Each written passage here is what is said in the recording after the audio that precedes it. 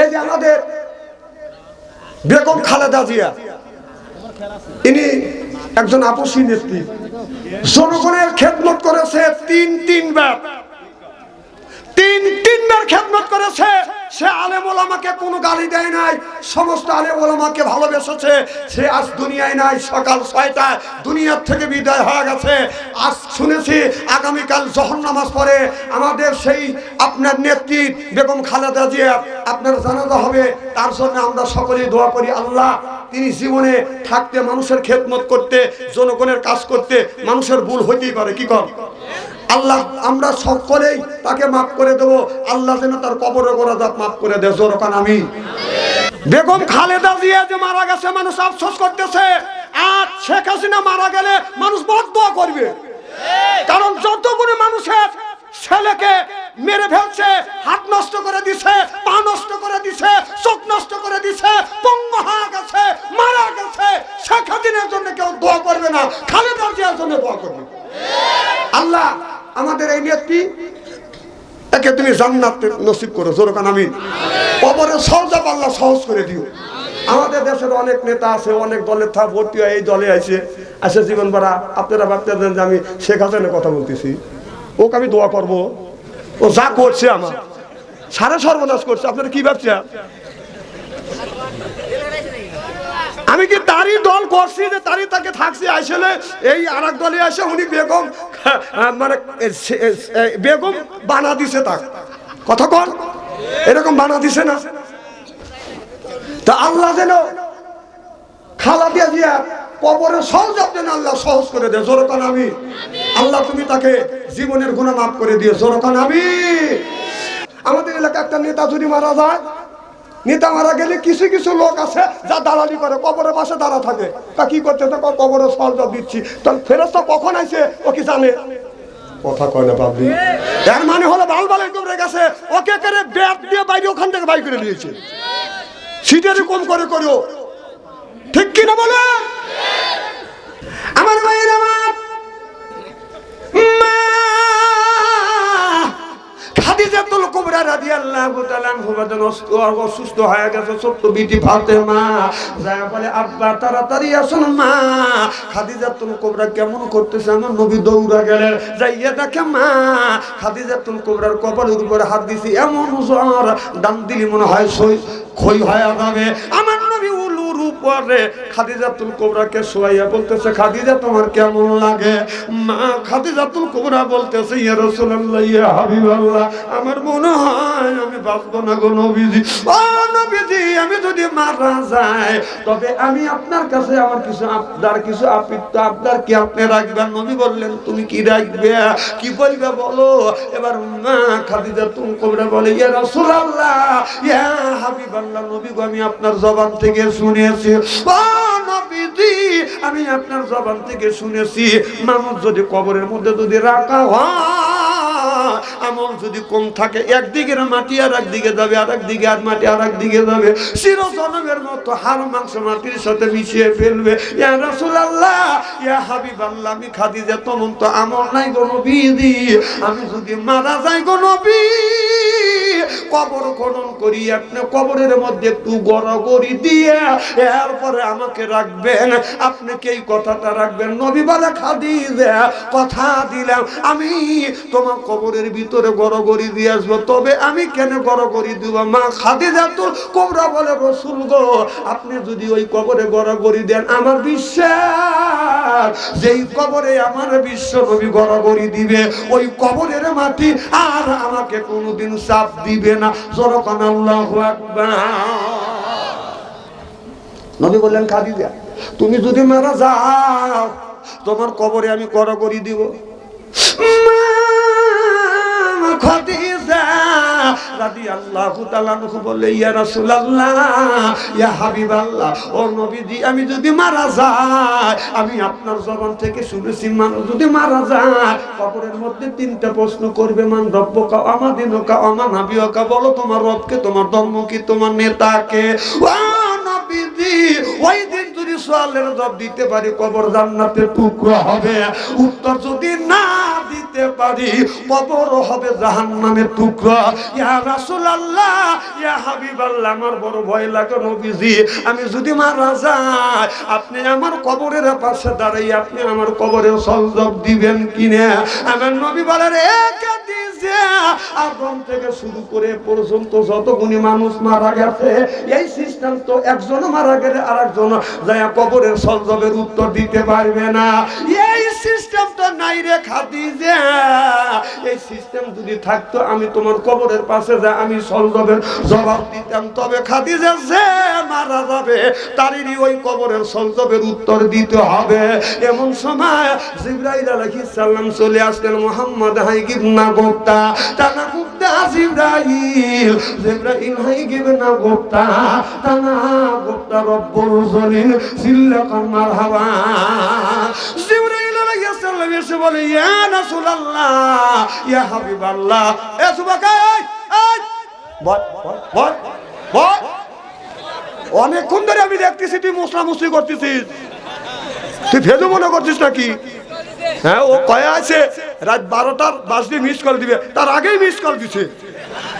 না না, প্রেমিক তুমি খালি একা না, আরো প্রেমিক এখানে আছে, আরো প্রেমিক আছে না, ফস করে উঠে চলে যাচ্ছে। আচ্ছা, এ কথাটা কিন্তু আমি আগেই বলে দিছি যে আমার ওখানে যাওয়া যাবে, বলছি না ওঠা বসা করা যাবে না। ও আজ কেবল শুরু করছে, উনি উঠে যাচ্ছে।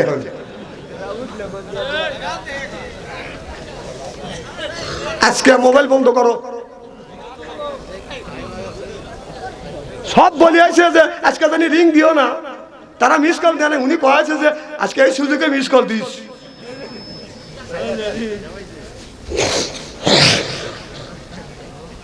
কি যেন বলতেছিলেন? ও আস্তাই নষ্ট করে দিল। সব জিনিসের একটা মশা আছে না। আমার ভাইয়ের আমার মা খাদিজা যখন বললেন এই কথা, রাসূল সাল্লাল্লাহু আলাইহি সাল্লাম যখন বললেন, জিবরাইল আলাইহিস সালাম বলে, ইয়া রাসূলুল্লাহ, ইয়া হাবিবাল্লাহ, আপনার বিবি যা বলছে আল্লাহ শুনছে। আল্লাহ ইন্নাল্লাহা আলিমুম বিজাতিস সুদূর, সব মানুষের মনের খবর জানে কে? আল্লাহ জানবার পরে আমাকে পাঠা দিছে, গো নবীজি, আপনার বিবি খাদিজা যদি মারা যায় আপনি তার পাশে কবরের পাশে দাঁড়িয়ে আপনি কবরের সজদা দিয়ে আসবেন। আমার নবী বললেন, খাদিজা তোমার কবরে যতক্ষণ মন কানে কি আসবে না, পান্তিওসি কথা দিলাম তোমার কবর ছেড়ে আসবো না। জোরকন সুবহানাল্লাহ। আর আমার কিছু লোক মারা গেলে কবরের কাছে দাঁড়া থাকে, এই তুই কেমন গায়ে দিতে জানলি, হ্যাঁ তোর সোপার দাঁত খুলে ফেলা দিল, সিটেরি করো তাই নিয়ে। হ্যাঁ, একজন মারা গেলে আর একজন অনেক খারাপ থেকে উত্তর দিতে, কখন ফেরেশতা তো কখন মান রব্বকা বলতেছে, তুই এটা কখন উত্তর দিবি? সিটেরি করা কম করে করিস, কথা কয় না কে? আছে না কিছু লোক, একজনের শ্বশুর মারা গেছে, মোল্লা উনি আলম গুছিয়া হুজুর আসে ব্যাপার চলে আসে, উনি কবরের ভাষা দাঁড়া রইল। আমি বললাম, আপনি দাঁড়াচ্ছেন কে? কবরের সলতের উত্তর দিলে। কম প্রথম আসে কি কি প্রশ্ন করছে, তা তো শুনি নেই। কম তুই উত্তর দিলে কিভাবে? হ্যাঁ, সিটিয়ারি একটু কম করে করিও, বালবালাই করো তাই নিয়ে। আমার ভাইয়ের আমার খাদিজাতুল কুবরা বললেন, ইয়া রাসূলুল্লাহ, ইয়া হাবিবাল্লাহ, আমার আরেকটা আবদার পুরো করবেন গো নবীজি। ও নবীজি, আমার আরেকটা আবদার পুরো করবেন। কি আবদার? আমার মা খাদিজাতুল কুবরা বললেন, ইয়া রাসূলুল্লাহ, ইয়া হাবিবাল্লাহ, ও নবীজি, মানুষ মারা গেলে 5টা কাফনের কাপড় দেয়, নবী গো 4টা আপনি কাফনের কাপড় দিবেন নতুন, আর আপনার গায়ের একটা জুব্বা মোবারক আমার শরীরে পেঁচাইয়া দিবেন। আমার নবী বলে, খাদিজা রে, আমি কি 4টা যদি দিতে পারি, 5টা কি নতুন কাপড় দিতে পারবো না? খাদিজা রাদিয়াল্লাহু তাআলা আনহা বলতেছে, ইয়া রাসূলুল্লাহ, ইয়া হাবিবাল্লাহ, আমি জানি আপনি পারবেন গো নবীজি, আপনি পারবেন, তবে আমার বিশ্বাস আপনার পুরনো কাপড় যদি একটা জামা জুব্বা মোবারক আমার গায়ে পেঁচা দেয়, আমার বিশ্বাস গো নবীজি যেই জুব্বা মোবারক আমার শরীরে থাকবে গো নবীজি, কেউ ওই কবরের মাটি আর কোনোদিন আমারে চাপ দিতে পারবে না। আমার নবী বললেন খাদিজা এইটাই যদি তোমার এখানের ইমানের কেন হয়, এইটাই যদি তোমার বিশ্বাস হয় রে খাদিজা, এই জামাটা তোমার গায়ে আমি পরিয়ে দিব। চিল্লাকান আল্লাহু আকবার। এমন সময় মা খাদিজাতুল কুবরা তারপরও কান্দে। আমার নবী বলে খাদিজা তোমার তিনটে আদর পুরো করলাম, তারপরে কেন তুমি কান্দো?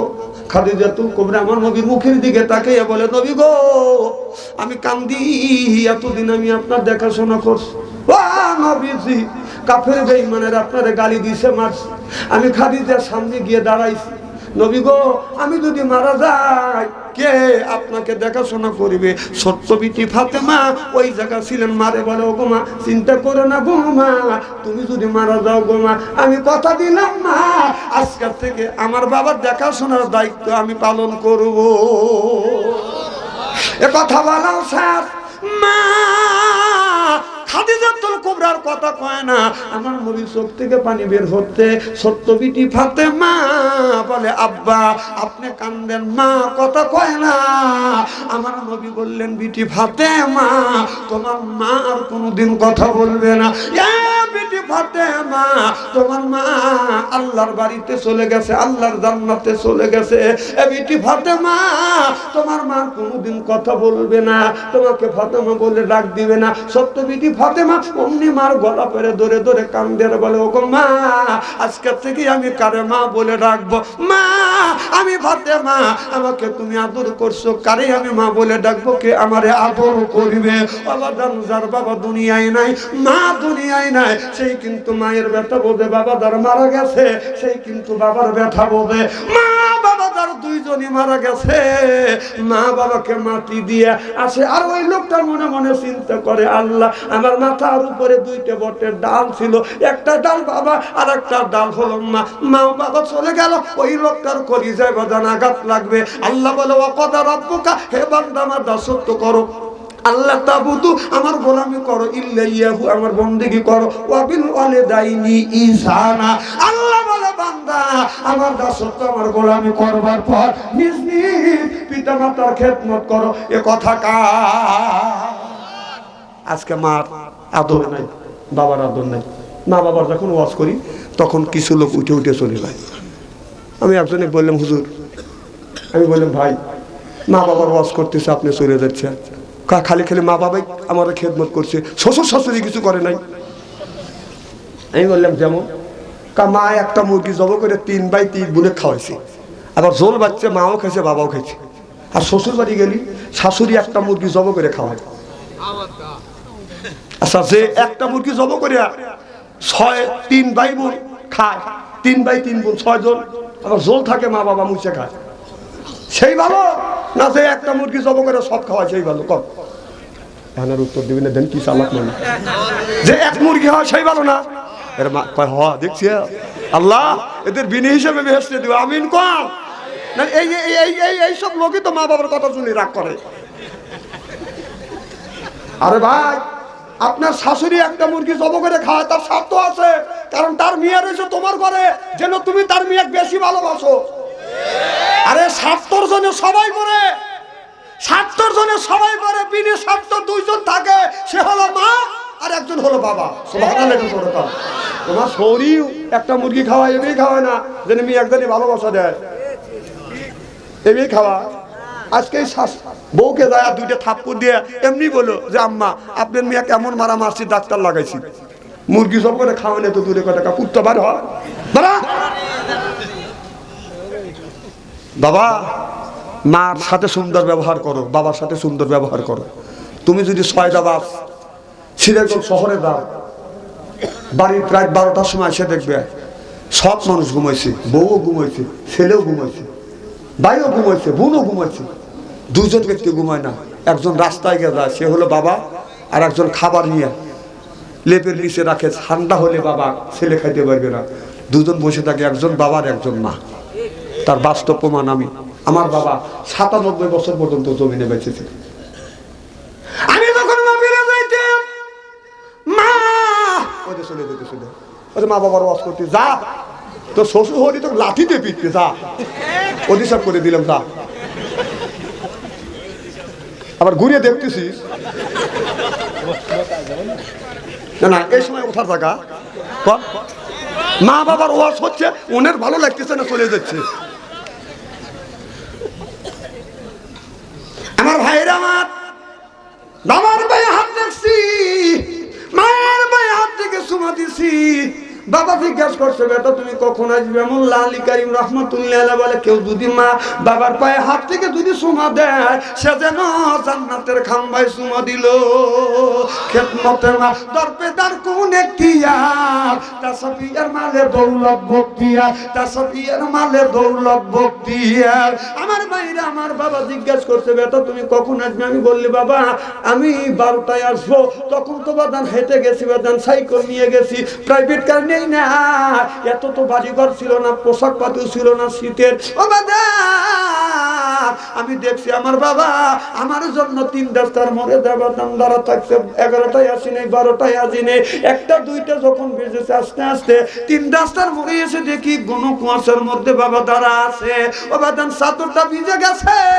বাবার কাছে এসে বলছি, বাবা আপনি কখন ধরে দাঁড়া আছেন? বাবা বলে, বেটা রে 11টার থেকে রাত 1টা পর্যন্ত তোমার জন্য এই জায়গা অপেক্ষা করতেছি।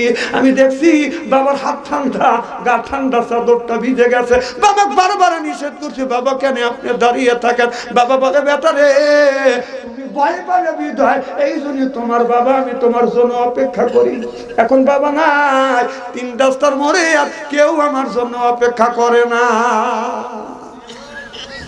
বাবা তিনি অপেক্ষা করতে, তিনি বাবা। বাবা মৃত্যুর পর মা 112 বছর পর্যন্ত এই জমিনে জীবিত ছিল। এই হাত দিয়ে মায়ের কত খেদমত করছি। আর মা নাই। আমি রাত 2টা 3টার সময় যখন আসছি, বাবা তো মারাই গেছে। আসিয়া বিবির ঘরে দরজার সামনে হাত দিছি, দরজা শক্ত। ছেলের ঘরে দরজা হাত দিছি, দরজা শক্ত। বাইদের দরজার কাছে গেছি, দরজার খবর নাই। মেয়ের ঘরে দরজা হাত দিছি, দরজা শক্ত। বৃদ্ধ মা 112 বছর বয়স, মার ঘরে দরজা হাত দিছি, দরজা খুলে গেল। যা বলছি, মা বাড়ির সব মানুষ ঘুমাইছে, তুমি কেন ঘুমাও না? মা বলে, বেটা রে তুমি বাসায় আসবে? ও বেটা আমি তোমার মা দরজা খুলে বসে আছি, আমি বারবার দরজা খুলে বাহিরে যাই, আমার বেটা বাচ্চা আসবে, বেটা তুমি আসো না। এইভাবে 1বার নয় 2বার না 3 বার করে ঘর থেকে বাহির হয়েছি।